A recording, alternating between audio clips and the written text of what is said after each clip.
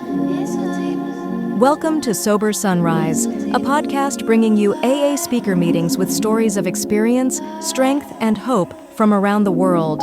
We bring you several new speakers weekly, so be sure to subscribe. If you'd like to help us remain self-supporting, please visit our website at sober-sunrise.com. Whether you join us in the morning or at night, there's nothing better than a sober sunrise. We hope that you enjoy today's speaker.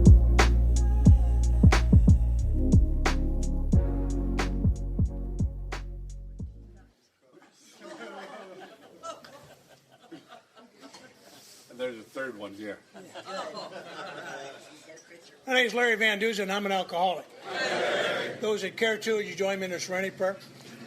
God, grant me the serenity to accept the things I cannot change, the courage to change the things I can, and the wisdom to know the difference. I appreciate having the invitation to come over and share with you tonight.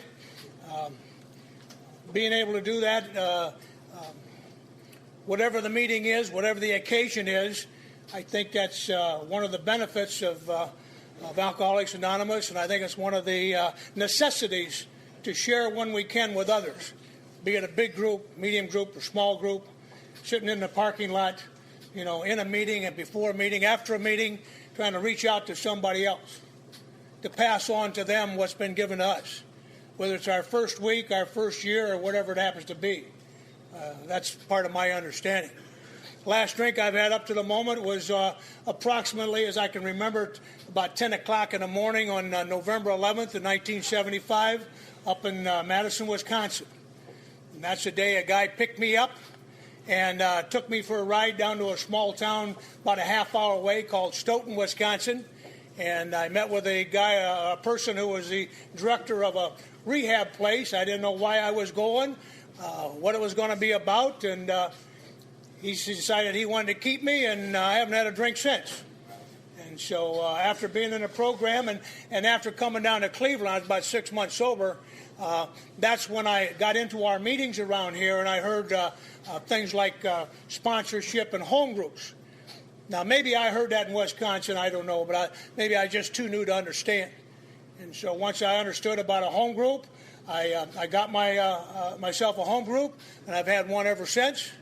And once I understood about a sponsor, there was a fellow in the area that my understanding of a sponsor was to work with somebody smarter than you in AA. Well, when I was here, I looked around, everybody's smarter than me. Okay? But you have to be willing to admit that. Okay? Some of us aren't willing to admit that. One of our West Side guys that knows a lot of people here, Harold Jacobson, was my first sponsor, and I remember asking him, it was at the midnight meeting over in Puritas. So by the time after the meeting, it had to be about 1:30 a.m. And I asked Harold to be my sponsor, and he was my sponsor the day he died. And the day they had the service and the reception down at Stella's, a fellow in the car was riding with me by the name of Eddie Dorr, and I from our Berea area, and Eddie had started Berea Men's, my home group, and so I asked Eddie to be my sponsor. And the day he passed away, he had 52 years in our program, uninterrupted sobriety, which meant then I needed to have another sponsor because I believe in the concept of sponsorship. And so there's another fellow in our area, very active, used to run with a lot of the old timers and Gus Patakis and Ted Rusnicks and people like that, and by the name of Kenny. And I asked Kenny if he'd be my sponsor, and he said yes. And Kenny and I and my wife had dinner last night. I try to be in touch with him every week, whether we just talk or whether we meet at meetings. But I take it upon myself to make the contact with my sponsor. On occasion, he'll do that with me, but I look at it as my responsibility to make the connection. And I ask him to be the sponsor, so I need to keep in touch with him. And what I find with the sponsorship, just real simple, as long as I'm talking about it, is two things that became important. One was I had somebody in my life that I could totally trust. Totally trust. My early years, wasn't anybody like that, because you see, I'm not trustworthy, so why would I trust you? And then after getting sober for a while and starting to learn about that. And then the second factor was confidentiality. when I shared things with any of my sponsors, which I've done many times. I never had to qualify it by saying, listen, I'm going to tell you something that I don't want you to tell anybody else. That just has never come up. And so when I share something with Ken or with Harold or with Ed, I'm never concerned about going beyond that source. And I hope the guys that I sponsor have that same understanding with me. But those are some of my basics.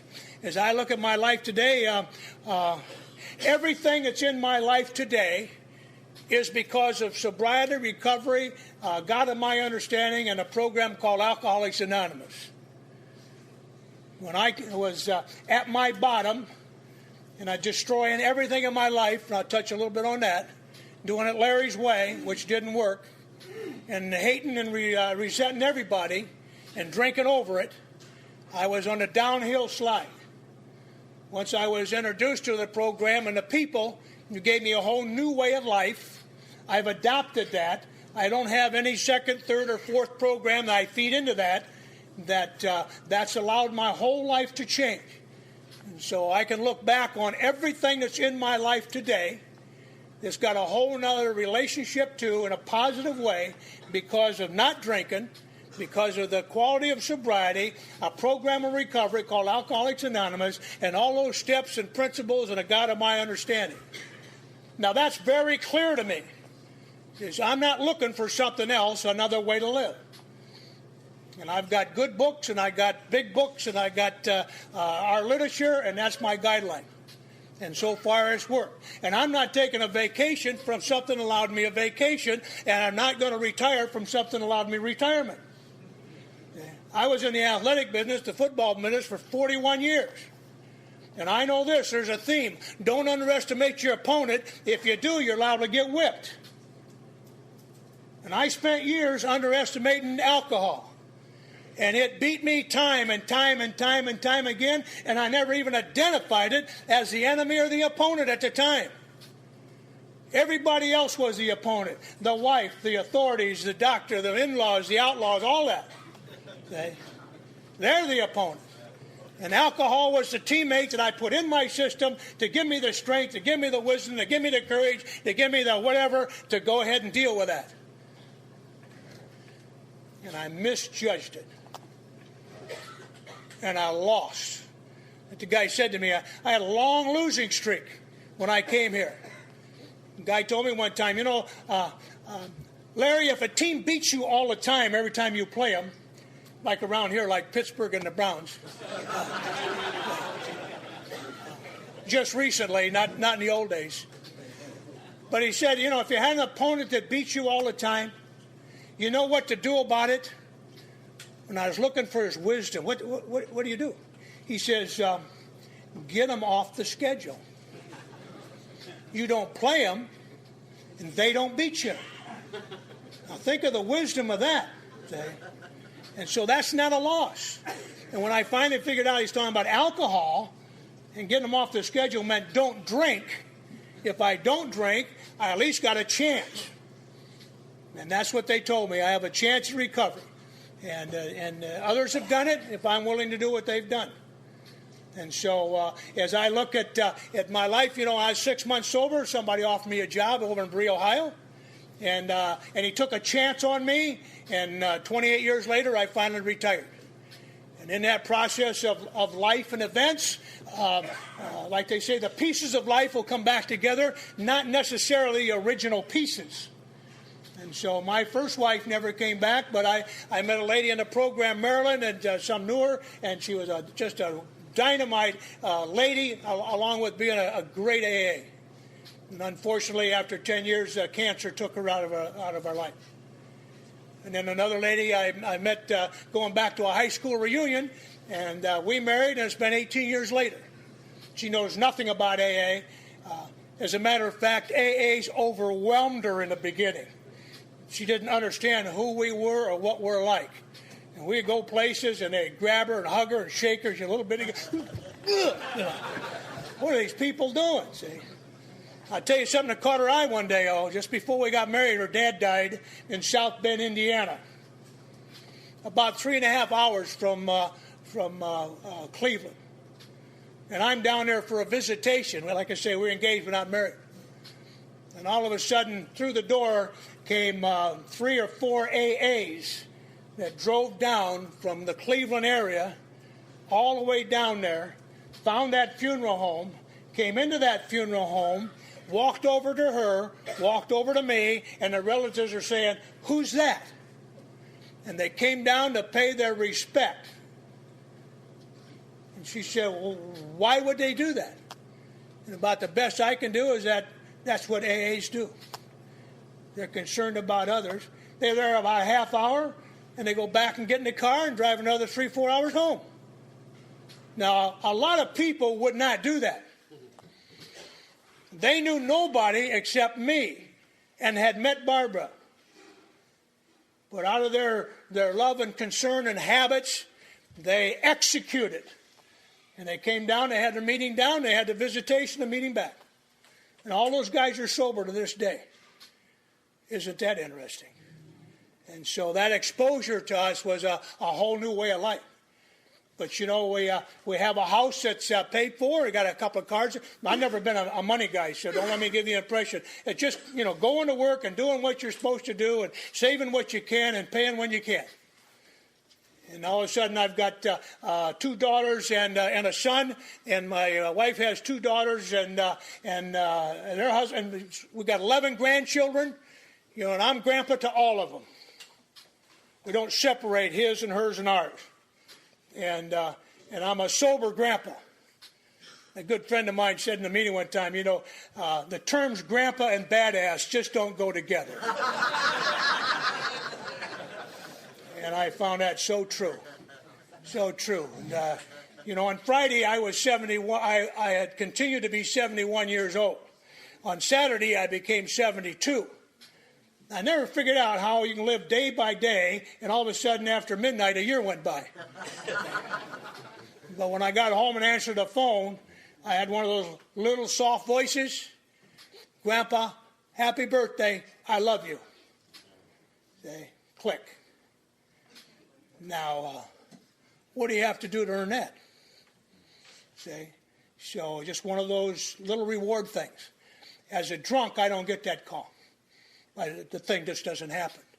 So it's very clear to me what was wrong, who was wrong, and what to do about it. And I've just been trying to do what others have done. I don't have original thinking or great philosophy. I just try to follow those that have gone ahead, just like our book says. They seldom see a person fail who has thoroughly followed the path. I've been trying to follow the path. I am not one that's trying to come up with a new path or a shortcut, because that doesn't work. I remember watching a World War II movie one time. I think it was with Clint Eastwood. I'm just watching a war movie. And the guys come up to, and there's a minefield. And you know Clint's going to get across. So he's marking it, and he gets to the other side, and he looks back and says, you know, just step in my steps and follow me across, and you'll be okay.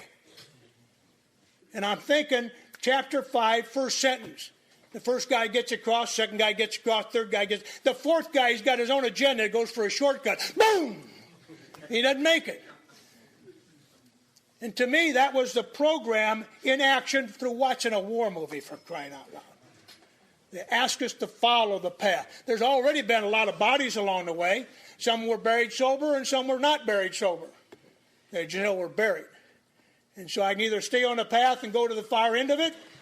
Like a guy told me one time, he says, "This is a marathon, Larry. This isn't some short sprint. You're in here for the long haul. This race goes on a daily basis." And so that's the preparation for that. See, me not knowing any of that, me not knowing anything about alcoholism, it wasn't in my family, it wasn't in, maybe there were people around me, I didn't notice that at the time. I just growing up. And so once I left home, I never had a problem. I knew what my mom and dad's rules were. You did this and you don't do that. Now, I knew what the coaches' rules were. We always had training rules. You do this, and you don't do that. Now, I went to Sunday school. They had rules and regulations. And since a little kid, I heard what they said. You do this, and you don't do that. I have never had a problem knowing the rules. However, On occasion, I've had trouble following the rules. And I know when I would violate Mom's rules, the coach's rules, there are usually some kind of punishment or something that goes along with that. And so as a kid early on, I'm learning already when I violate your rules is to try not to get caught. And one of the first things I learned was lie. Don't admit to it. Come up with a different story. Blame somebody else. I'm just talking about as a kid. I hadn't even tasted alcohol. So I think that's instinctive with a lot of us in here, way before we started to put it down. Once I started to do that, then I had to exaggerate and I had to come up with better stories and bigger lies. It could have stopped, but I didn't think about that. And so somehow I get through the high school years and off to college, and that's when I got into the serious drinking. I had a couple of ex-teammates of mine that were older. They were men in my eyes. They were my new heroes, and they asked me to go into Chicago with them one time, and I went. I'd have gone anywhere with them, being included. And I'm seen to be a person that a long time has always had some self-doubt, always kind of felt inferior in certain areas. And I don't know about you, but there's times I felt superior. If we're on the ball field or we're on the court or we're on something that has to do with that, I'm okay. But you put me in a classroom, you put me with wealthy or smart people, and I feel, way out of place. So that maturity was a long time coming. I'm not sure it's there yet. And so John and Lou asked me to go in Chicago. I did. They drank. I drank. And I like to look back as the time that I was introduced to the magic of alcohol. All of a sudden, I got the glow. I got the feeling. I got the benefits, what seemed like positive benefits from drinking. And I liked that because now I felt confident. I felt assured. I felt cool, all that stuff. And I don't know about you, but when I feel that, I'm looking to do that again. And then I want to do it again. And I have a tendency, you might find this strange, but I have a tendency when I'm drinking sometimes to over-drink. And I might go past that peak. And then I wake up in places and the people say, you did this, you said that, we're blackballing you, your car's smashed, you're flunking out, and, whoa, what happened? I'm still looking for that perfect evening. That evening when you went out and you were at the peak of all your qualities. Maybe you got lucky that night or whatever it was that you were doing. And I wake up the next day and maybe I got a little hangover, maybe a little sickness. And I like what it was last night, but I'm not that way now. But I don't want you to know I'm not like that. I don't want you to look at me and not see who I thought I was last night. So now I got to pretend. And when I pretend, that means it's not real. And I'm a phony, and I don't want you to know I'm a phony. And so you start your swagger, you start your talk, you start your action, you start doing whatever it fits your image. Look at all the disguises we bring into these rooms when we first get sober. We hide behind the clothing, we hide behind the beards, we hide behind the hair, we hide behind anything I can put on to hide behind. And when you look at me, that's what you see. But what's inside, I don't want you to see. Because that's where the phony is. And after we get sober and clean up our different versions of our life and become more mature, so to speak, and get back into life and living with the qualities and principles we talk about, wow, what an adventure that is. Because now I don't have to apologize or look back at all. Just get her going. And I didn't know that at the time. And so I look back in those early drinking years, and I can see negative happenings in my life, socially, academically, athletically, family-wise. I was causing difficulties, and somehow skipping by. It amazes me how some of us can stagger forward in life and look like we're advancing on one side by the world standards, and yet we're destroying ourselves on the other, the invisible side. Because in the next 5 or 6 years, I'm jumping from job to job to job up my ladder of success. I've got a goal, I've got aspirations, I've got things I want to do, and I'm getting closer to that. And if I'm working for you, I give you everything I got. You want 70 hours, you want 80 hours, you want to go 7 a.m., midnight, whatever it is, I'll go for you. And then afterwards, I'll go out and drink. and I go out and party, and I go out and do the X-rated stuff that I got in the habit of doing. And so I don't tell you about that. And so as I'm working up on the one side, I get there at the peak back in Chicago, and if you say to me, how you doing? I say, well, here's the wife, here's the house, here's the cars, here's the job, here's the title, here's the responsibility. It looks good. I don't tell you last night I can't remember how I got home. I don't know how that car got smashed. I don't know how many mornings I woke up and had to interrogate my wife to find out the details of last night without her knowing that I don't know, so that I can get some idea in case I go back with people I was with, and they always seem to know more about what I was doing than I did. And I heard a guy in a program, it made sense to me, never talk to somebody who knows more about what you did last night than you do, especially if they got a uniform. And I understood that right away, because I'm trying to defend myself. I went from the offense to the defense, and you got to be on guard. And people would bring up, hey, last night when you drove those guys off the road, they went in that ditch. You know, if they got out of there, we're going to be in trouble. And I'm saying, what car? What ditch? You know, I'm in a blackout. I've had blackouts since I started to drink. I didn't know that's what they were, but I had extended time. And so I don't tell you about those things. What I do is I get to a place where it seems like you're going to get caught. You remember that time when it seems like they're finally getting close enough to you, whether it's the wife, whether it's the boss, the community, whatever, they're just about ready to fall, and I move. I got a chance to come to Ohio. I came to Ohio. I got a fresh start, new beginning. Good-looking props. And we go out to a big convention in New York, and I go out and I meet a former college friend of mine, and we go out on to New York City, and I come back stumbling, falling, crawling, puking into the hotel. And the next day I wake up in my room, in my bed. That was an accomplishment. And I'm sick and I'm hungover, and I've wet myself and I've wet that bed, and I got to get all those things squared away that you do, and try not to let my roommate, a regular adult male person, find out that I'm doing that. And you take care of that, and then going down the hall, and you see somebody, and they just shake their head at you, and you know everybody saw you. Might have been one person, but in my mind, everybody saw me. And so I knew the boss was going to say something. He's going to hear it sooner or later. You know, people like that don't keep that stuff a secret. When you mess up, they like to pass that on for you in case you forget to tell somebody. And so we're driving back, and the boss said, hey, I heard about the other night. Understand the word? I heard. He did not see it. So he's going by what somebody else said. And I didn't ask him what he heard. Like I say, I learned that a long time ago. And so I just admit to it. I says, yeah, you know, that was a bad one. That kind of neutralized them for a second or two, see. And then I came up with my new philosophy. I said, you don't have to worry about that anymore because I'm not drinking anymore. And I went on Larry's way of not drinking for 3.5 years. And I thought I had good sound reasoning for that. One of my coaching duties was to ask the athletes not to drink, and I was a rule enforcer. I had the bar checks, and I went through Kent, and a lot of bars in Kent, and the end-up joints, and the front door, the back door, the restroom, find out all the hide-and-seek places, same ones I would use, and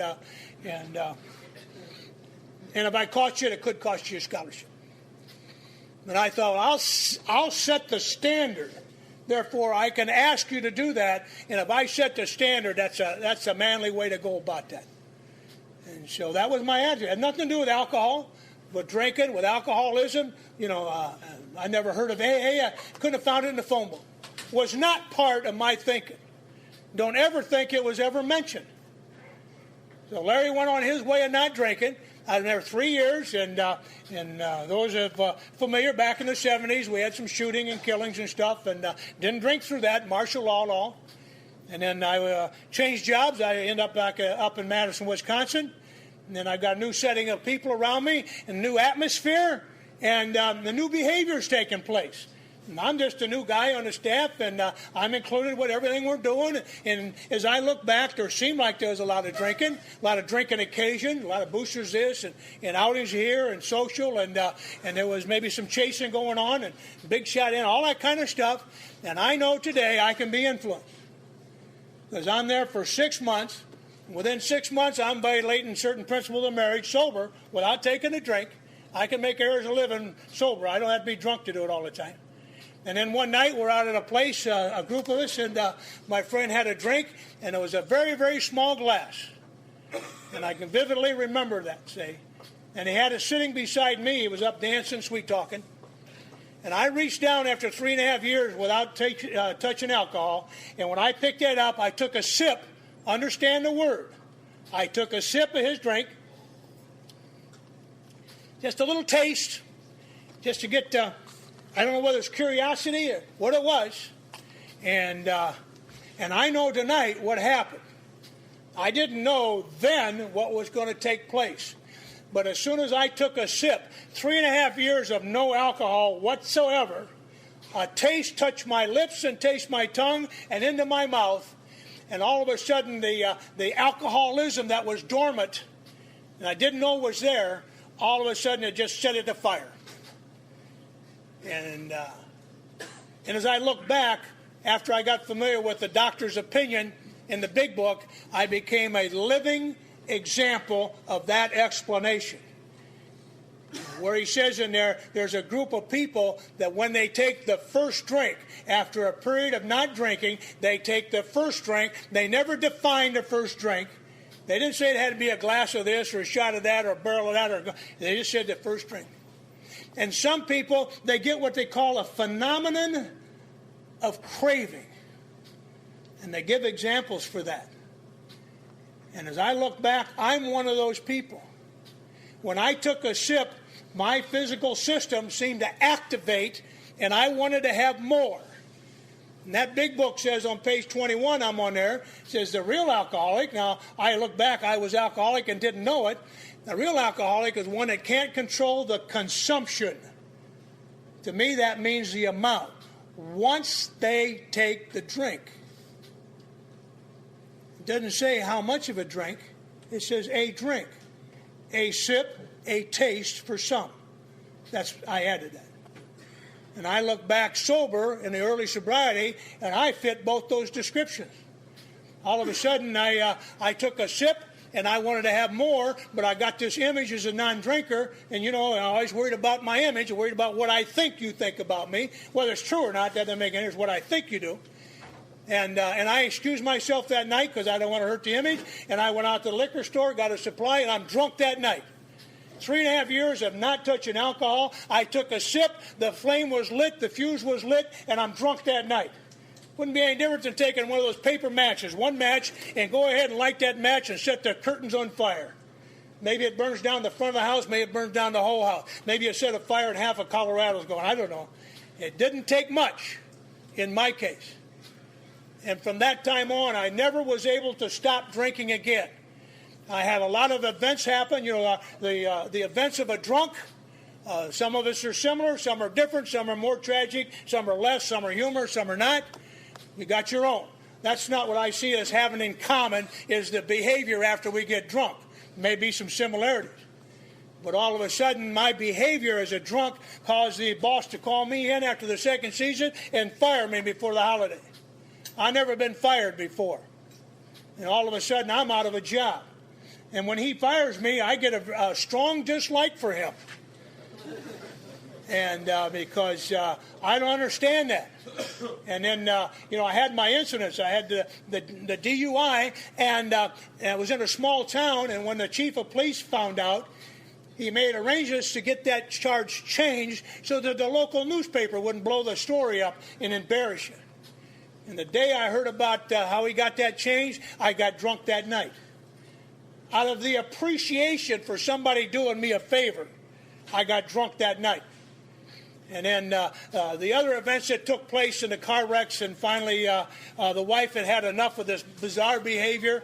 And, I'm not working. I'm not getting a job. I got fired 3 times in a row. I finally got to a place in my life where I was unworkable, but we were working down towards that. And I remember one time I was substitute teaching at a little elementary school, and I went over to the residential section, and I parked the car. I went into school. I had some drinks early in the morning, because if I don't have drinks early in the morning, I kind of get sick and I shake a lot. So I wanted to eliminate that, and by about 10 o'clock in the morning, I was starting to feel that come back, so I had a little break. So I dashed out of that school. It's just in a residential section. I got out to my car. I had a little Maverick at the time, little teeny Ford. And I had the bottle underneath the passenger side in the sack, so nobody knows what it is. And so I get in my car, I dash under my seat, I get that sack out, I'm underneath the dashboard trying to get as much as I can without anybody seeing me, get that back, put that back, then go back into that school and get ready for the next part of the day till noon so I can go do it again. And today that strikes me, that's probably not social drinking. But you'll understand this, it was necessary drinking. If I don't have it, I come apart, not knowing that that's alcoholism and withdrawal. And so I'm having that on a regular basis.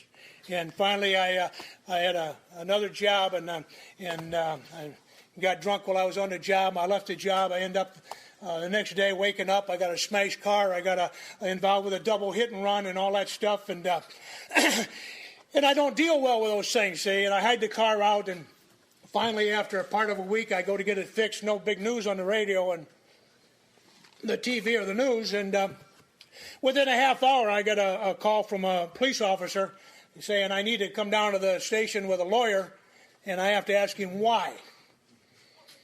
I figured it had something to do with the car. And he said, your car was involved with a double hit and run the other day. So I got the lawyer, I came down, and I looked at the report, and I could see that was me. I know that street. That's where I came into work. That's the way I left work early. I banged one on the side, bounced off, hit the one behind him, bounced off, drove into the sunset. Nobody got hurt, just some damages and stuff like that, which, of course, I'm thankful for that today. And cost me points, cost me money, cost me insurance, cost me all that stuff. But that didn't stop me from drinking. Being fired, domestic trouble, going to the nut ward, having a double hit and run, none of those things stopped me from drinking. As a matter of fact, I probably increased the drinking because I got more problems and difficulties in my life. And finally the wife says, enough. And I get drunk one more time on our couch, and she discovers that. And then and some cop comes by with a letter that says I have to leave. And I say, I'm not going. And he said, yeah, you will. And they left, and he left. And for some reason, I had a shotgun in the back of my trunk. I'd seen a cowboy movie, and I'm not a hunter. I'm not a shooter. I'm not sure I ever loaded one, but it seemed like a thing a guy ought to have, see. And so I grab it and go in the house. I'm going to protect my homestead. And nobody come knocking, nobody come over, and I blow holes in the family room, and I'm trying to create fear in other people and hate in other people and threaten other people, and nobody's paying attention, for crying out loud. The neighbors didn't know it, and and then I run out of booze, and I get sober enough to wake up and go, what the hell did I do? I'm not like that, but I was that time. And so I leave and go hide out someplace and apologize, and I wasn't allowed to be over there unless there are 2 cops there, and as good solid drunks, you got to test that once in a while, make sure they mean that. They always meant it. Just took me 3 or 4 times to be convinced. And that as I look back, you see, I'm on a long losing streak, and I don't know it. I'm losing everything in my life, and my family, my job, my career, my money, the whole deal, and I haven't identified the problem. And I'm fighting as hard as I can fight, and drinking, and I isolate myself in an apartment, and my body blew up like some kind of Buddha, and I'm drinking. I get up in the morning and grab the bottle, step over the barf bucket by the bed. You understand that? You're going to get sick in the night. You don't have to get up to do it. Just, and then into the bathroom, and I'm drinking to make the sickness stop, and drinking to make the shake stop, drinking because just get settled and come back in and sit in my chair. I'm not going anywhere, got nothing to do, nobody to see. Just getting ready for the day. And then somebody liable to call you up on the phone would ring, and this priest, you could have a heart attack with that. So that's before all the messages and stuff, and somebody walked down the hall and you could hear them start, and your heart go faster, faster, faster. They get closer, they go by, take that drink. That's a condition I was in for a period of time. Total fear, total anxiety, total alcoholic without identifying it. And that's what it was like in a general way, guys. And my life changed. What was it like? I had a knock on the door. Uninvited guest. And at this point, when I share this, it's very important to me. So I will try to share it to you with that importance in mind. That I had an uninvited guest come by, down to one person in my life, brought a newspaper, almost never happened, and then left after she checked on me. And I looked at the sports section. Some of us guys were talking about in the kitchen about some sporting stuff. I would look at the sports section first all my life. I did it this morning. And just by chance, understand, just by chance, as I turned that page, there's a picture. Now, you see, I'm already got my morning drink and everything settled, so I'm under the influence, and I'm glancing at a picture, not the headlines or the words. It's on the inside, not the title, not the front page, not the Metro, but the sports section. And I recognize that picture, and he was the first black pitcher for the Brooklyn Dodgers back in the 50s, and it was big-time news in my lifetime, and I knew it right away, and I glanced at his story, and his story talked about how he had lost everything due to his drinking, and how life was better, and there's a number to call for help. I'm sitting by the phone. To this night, I can't tell you what I identified with, but I dialed the number. It was in the Bronx, New York. My kids on one of my anniversary found that copy out of a paper and sent it to me. I have it at home now.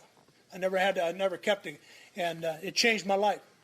I called the Bronx, New York, and somebody on the other end, out of their wisdom, said something this simple. Sounds like you got a problem. You ought to call somebody local. What the world are they going to do for me in the Bronx, New York? I'm in Madison, Wisconsin. Fed it right back to me, and then I had one of those flashbacks. Who do I know that knows anything about this? I'm not even sure what the details were. And I remember I was at a golf outing on one of those fundraiser deals, and I came in off that 18th hole into that clubhouse, and a friend of mine said, "Larry, come here, I want you to meet somebody." And I got to meet another baseball celebrity. He says, "This is Ryan." And I could have told you that Ryan had been with the Yankees. He was a relief pitcher. He had Coke bottle thick glasses, etc. They always went through the same MO on him. And I was meeting a celebrity, and I visited a short time. They weren't drinking. And I left. 3 years later, somebody in Bronx, New York, says, "Call somebody local." And I remember that introduction. My friend never mentioned baseball. He says, "This is Ryan. He's the director of an alcohol rehabilitation center in Stoughton, Wisconsin." That was the introduction that I immediately dismissed. And 3+ years later, that seed had been planted, and all of a sudden it blossomed.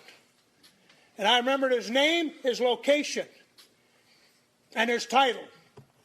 And I picked up the phone book, and I called that number, and he was working there. He wasn't in that day. But the lady said, "Would you talk to somebody else?" And I said, "Yeah." I hadn't talked to anybody else for so long. You know, another guy thing. And a fellow called me by the name of Billy Welch. And Billy invited himself over. I know today he did a 12-step call on me. And he came over, and I didn't drink much while he was there, just enough to keep my hands from shaking and stuff. And he told me his story, been a World War II fighter pilot and all that stuff. And he had gotten sober 3 years before at that place, and he recommended it, and he says, "I'll get back to you." And he left. And Ryan talked to me. He said, "I want him to bring him down here." And so November 11th, like I say, approximately 10 o'clock in the morning, Billy picks me up. I don't know where we're going, don't know why we're going, don't know anything about it, except Ryan said he wanted to see me, and Billy's my taxi. And he drove me down there in that little farmhouse, and Ryan called me in his office, just about the size of a closet, Now, Ryan told me some stories about his deal and his alcohol and stuff like that. And he said, Larry, I'd like to put you in our treatment facility. And I made my first surrender as I look back. I said, whatever you want to do. I was done. I had no fight. I had no argument. I had no reasoning. I didn't have the faintest idea what's going on. I'm whipped. I give up. I chickened out. The yellow streak spread. The courage, just whatever term you want to put on that. But he had something in his eyes, and he had something in his voice, and he had something in his mannerism, and there was some kind of a magic in that little closet office. And he walked me across that street and checked me in. And I haven't had a drink since. Once I got through detox and I got to go to their group meetings, it was in a warehouse. It wasn't anything fancy. It was a building beside the hospital with a bunch of crates and boxes and stuff with some table and chairs in the middle.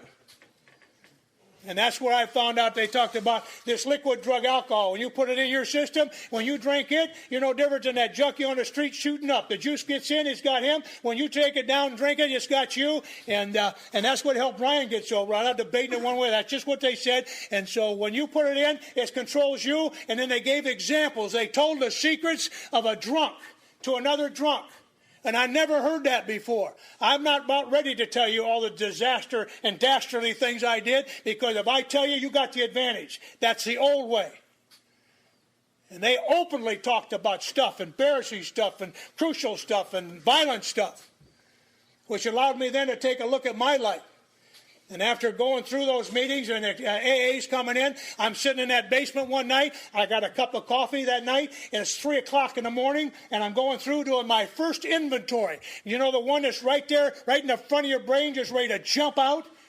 We're not always wired real tight, and there's short circuits taking place, lights going on. And I'm by myself. And I'm looking back at the stuff I did, and I see the drinking, the troubles in the drinking. I finally start to put them together, and I go back to that one night there in that left guard. I hadn't taken a drink, and all of a sudden I took a drink I took a sip, and the sip took me. And it just, bam, out I went. I think of Muhammad Ali fighting Sonny Liston. Float like a butterfly, sting like a bee. He hit him so quick the cameras, I don't think, got it. I look at booze, that's what they did to me. All of a sudden, he hit me and took me down, and I jumped back into another round, beats me again. I've had a long losing streak. Ryan said one time, he says, if you lose that often in our business, we fire the manager. Who's been in charge of your life, Larry? Me. What's your record? 0-100s? Get out of the driver's seat, get on the passenger side, and let's get somebody over here running your life that knows what's going on. You're like a sober person, an AA person, a sponsor person, a God person, or, whatever it is. But your way's not working. And I admitted to that. That night I found out what was wrong, alcoholism, who was wrong, Larry, and what to do about it equals AA. And I come out of that basement, and I was alert and the hands up, and I want what the guys in the front of the room have. I don't want what you other patients have. I just associated myself with the other patients, because as I remember standing in the hallways, they're playing Can You Top This drinking stories, and I'm looking at guys that are losers like me, and they don't have what I want. The guy I want to have something from is that man or lady up in the front that told me what it used to be like, what happened, what it's like now, and I like what it sounded like the way it happened now. I want that. And they said, you can have that if you're willing to do this, this, this, and this. And I became willing to do that. And that hadn't changed to this night. And it came time to leave that place, and they said, Larry, we want you to write down on paper 5 things you're going to do every day. And before you go to bed at night, you check it off, make sure you did that. And I get to pick the 5. So if I want to read the good book and the big book and the 12 and 12 and the 24-hour and the reflection and a couple other inspirational things like I did this morning, like I've done almost every morning for over 33 years, that's my choice. And I want to change it, I can change it. If I want to speed it up or slow it down, I can do that. So when I get to that big book, I do my 3rd step prayer, and I personalize that, and then I read 2 pages. I used to read 10 minutes. I used to read a chapter. I'm going to do that many, many times. I've reread and read that thing many times. I just change the style sometimes. And I do that 12 and 12, odd and even days. I can figure that out. If I know what day it is, I got a chance to get on the right page. And the 24 hours is easy. It's got the date on the top. So it's a reflection, except for February 29th. My book doesn't have page. Okay? Reflection does, and it switches, see. And so my good book is I read the Bible in a year. I've done that since 1980-something. Little Old Testament, little New Testament, little Psalm, little Proverb. That's one of the things I choose to do. Because I had a fear of that God. I remember one time telling Ryan, they were talking about prayer. I have a hard time praying. He said, Larry, I want to tell you something. See, because I get those these, thous, and those. I can't impersonate the preacher. He says, you don't have to. What you want to do is you have a God, a loving, forgiving God, and you talk to him, use the language you know, the words you know, the way you know it. The key was you talk to him as a loving friend. And he says, you will be heard. And I found that to be true once I started my prayer of the day the next day. And I've been on and he says, prayer is like communication. Communicating to God of your higher power with your understanding. And I had the right to define that. And they talked about a loving, caring, forgiving God, and that was better than the one I had. It was going to be punishing and burning in hell all my life. And I don't live like that today. Now, when the end's over, he'll make the decision. But I'd rather do it like this than the way I was. In the simplest way. I don't get real detailed. And then the next thing was a meeting guide. And if you're going to continue what you got started, you need to go to the meetings. And I got out of there, and Billy took me to a doubleheader that night, a beginning 12 and 12 and a regular 12 and 12. And he left for Florida, and I went off to the meetings. And I've been going to meetings ever since. I'm a guy that makes a lot of meetings. And if you give me a chance, I'll make as many as I can. And sometimes I have to make half a meeting here and a half a meeting there and a double meeting over here, depending with work or so. I've never been late to an AA meeting. However, some meetings started before I got there. Legitimately. When you're coming from work or you got stopped by the light or you got a phone call or something like that, I can't control all that. All I know is I'm going to make it if at all possible. Because once I'm here, I'm safe. Once I'm here, I'm with you. Once I'm here, I can absorb the strength and the wisdom, the experience that you guys got. And I come for the whole banquet. I didn't come in here for some fast service recovery. I remember being at Bria Saturday one time. Some guy stood in the doorway. He was in and he was out. He was in and he was out the whole meeting. So that meeting was over, he's gone. I thought, I don't want to make meetings like that. I come for the whole banquet. I want to have the start of it, the middle of it, the end of it, and all the dessert. Look at me. You can see that. If I use a food example, I'm an illustration of that. If I take a bite, I want more. If I take a puff of something, I want more. When I take a drink of something, I want more. Why would I think today that that's changed because I haven't had a drop of alcohol for a while? I still respect it.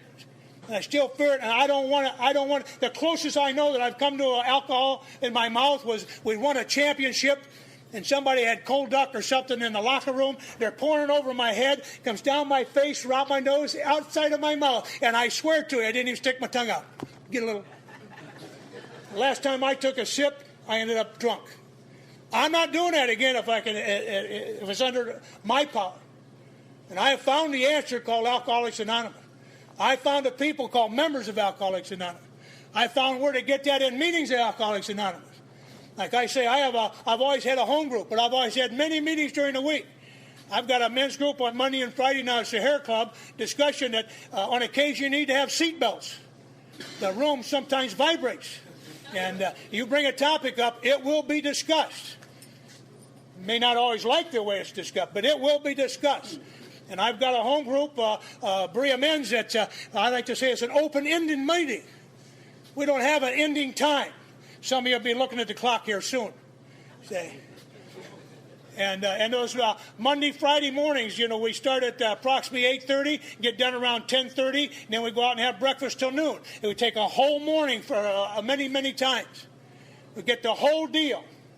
And get the before and get the after. You think about coming like you guys do here. You got that meeting before and the intermixing and all that. We're having a meeting right now, and then afterwards we'll have the after meeting, and some will have to go this way, and some will go over there, and some will be here. I found that as I watch the ending of a meeting, sometimes it shares with me the quality. I don't want to use the word quality. How the group is made up.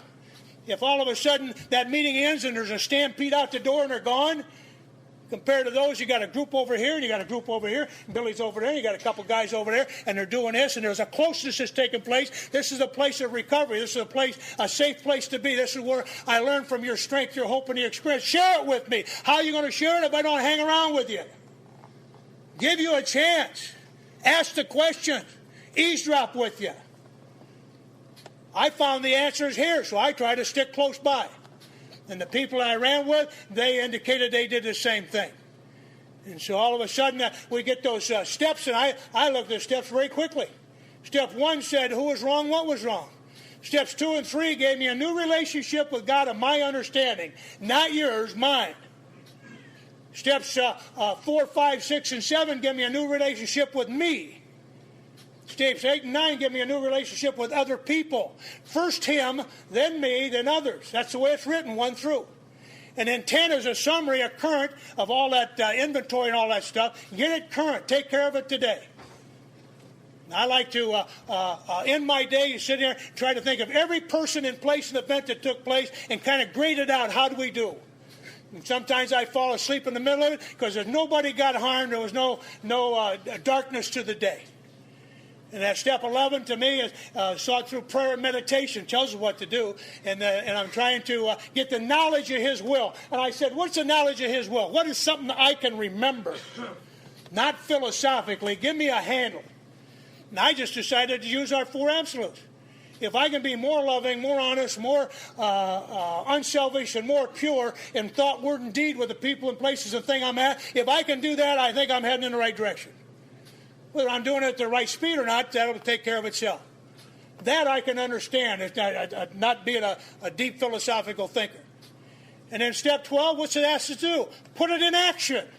You've had your awakening. You've had your personality change sufficient for the recovery from alcoholism as a result of doing the steps. Now try to carry the message. Try to carry the ball. Doggone, get over the goal line. Get in there, make your shot. Get it there and get with somebody. Hand it out to them. Verbally, physically, whatever it takes. Carry that message to somebody else whenever and wherever possible when the opportunity presents itself. That could be at any time, any place during the day. That isn't just at a meeting in my mind. Do I do it at home? Do I do it with my neighbors? Do I do it with my family? Do I do it at work? That's, to me, is what it's all about. I'm a recovering alcoholic from the time I wake up to the time I go to bed, and I don't want to change that. And sooner or later, that topic will come up if we're together for very long. Got nothing to do with anonymity, got nothing to do with tradition, just has to do with the subject of. And I can talk about that subject anytime, any place. And so I try to bring that up whenever possible. And it says practice the principles. What principles? And I look back on that and I think what I saw when I look at my steps is what I heard when I was a kid at home. And I went to that church and they said, love God, love self, and love others. And those steps have guided me in each one of those areas. Now, whether I can love them enough or appropriate, all that stuff, that depends on where we're at the time. And so I try to love my God, my Creator. He and I have a talk about that. And we talk about His Son and other people and stuff like that. And then all of a sudden I have a chance to thank Him for being a sober child of God today, you know. Apologizing for thoughts, words, and deeds that I might be off center. And I ask Him for help to do better. And then I try to have prayer for the people, places, or the people in my life. And then I add names to that. The sick and the suffering and the dying and the lost. And I have my list.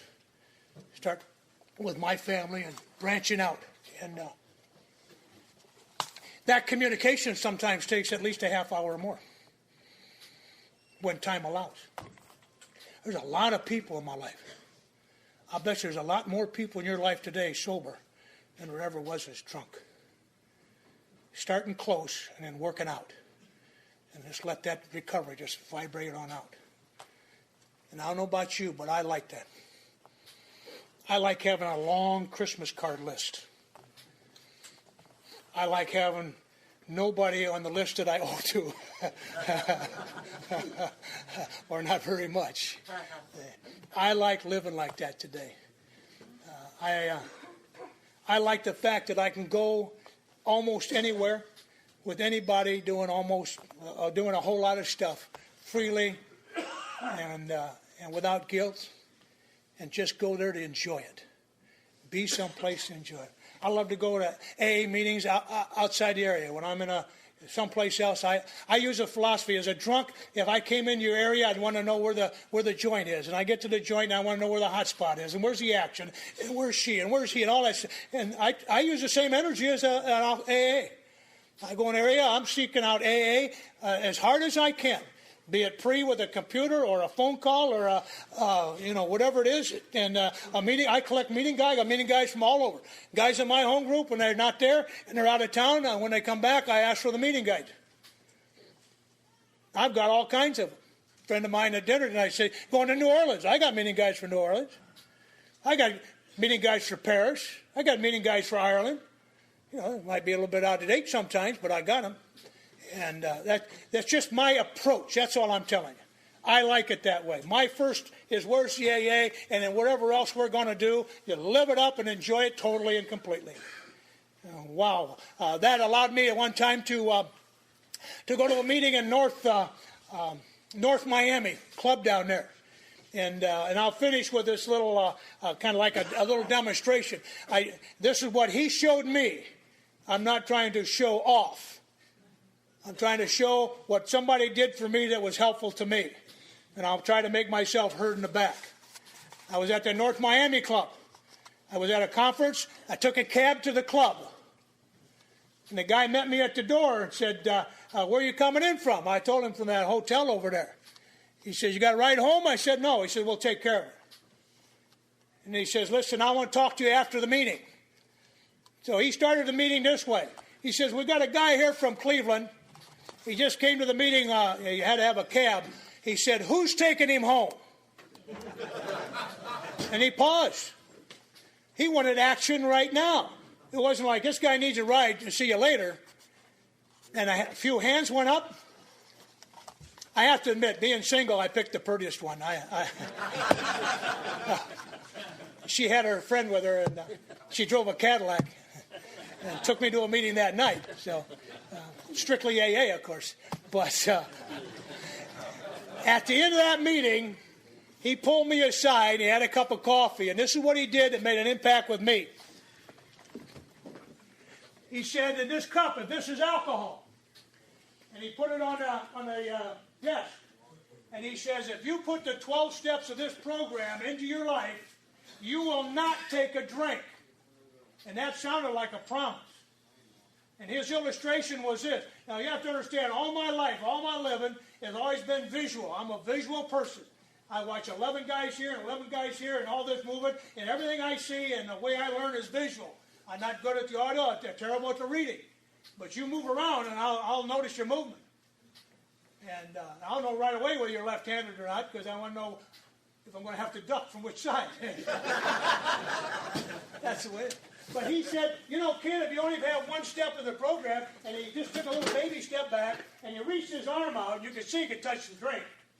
He says, you only got one step in this program in your life, and something bad or good happens, he says, your first reaction is to take that drink. Maybe with 2 or even 3 steps. Something bad or good, you're right back there taking a drink, because that's what you've been doing for this period of time. And then he did something that made a difference. He said, if you put the 12 steps of the program in your life, and he paced off 12 steps, like one of those officials at our games and stuff, he got 12 steps away, and I can see the distance in there. And he says, now you get something wonderful or something tragic to happen, and you can't just reach out and take that drink. If you're going to take that drink, you've got to take those 12 steps out of there. And that means you've got to take those meetings out of there. You've got to take those people out. There's a lot of things between me and that drink, and that was his point. And as I looked at that, that makes sense. So I'm about where that guy is right there. I'm in between that, and I can see that distance. And he says, you're either working away from a drink or you're working toward a drink. You can't just tread water for very long. And if you tread, you usually go back. And I'm thinking, well, if I can get 12 steps in there, And if I can add other barriers between that, and maybe I get my 12 traditions, I get my 12 promises, I get my God and my understanding, and I get my sponsorship, and I get my home group in there, and I get my meetings in there, and I get Founders Day in there, and I get the big book in there, and the 12 and 12 and the 24-hour at Stella Maris and Mansfield Prison, etc., etc. All the things that I've been involved with in AA, and a lot of them, were basically because somebody took me and showed me for a period of time and then said, you go do it. And if I've got these things in my life, when all of a sudden the sad stuff, like I mentioned, Marilyn dying, Mom dying, Dad dying, my daughter with MS, my son going through his deal till he finds a lot of stuff happened, and a thought of a drink hadn't occurred. And then the beautiful stuff. The weddings and the grandchildren and the championships and all that beautiful stuff. I hadn't had to take a drink to make it more beautiful. If I will, in my mind, if I will keep this program, whatever your definition is, if I'll keep the program of Alcoholics Anonymous from page 1 to page 164, if I'll keep those steps, and I keep those traditions, and I keep those and if I keep those absolutes, and I keep that sponsorship, and I keep that home group, if I'm willing to do that, and I mean do it truly and fully, and apply that to my life and the events of the life and the other people outside the program, then all I can say is my life's been better, and I hope yours is too. Thank you for listening. Thank you for listening to Sober Sunrise. If you enjoyed today's episode, please give it a thumbs up as it will help share the message. Until next time, have a great day.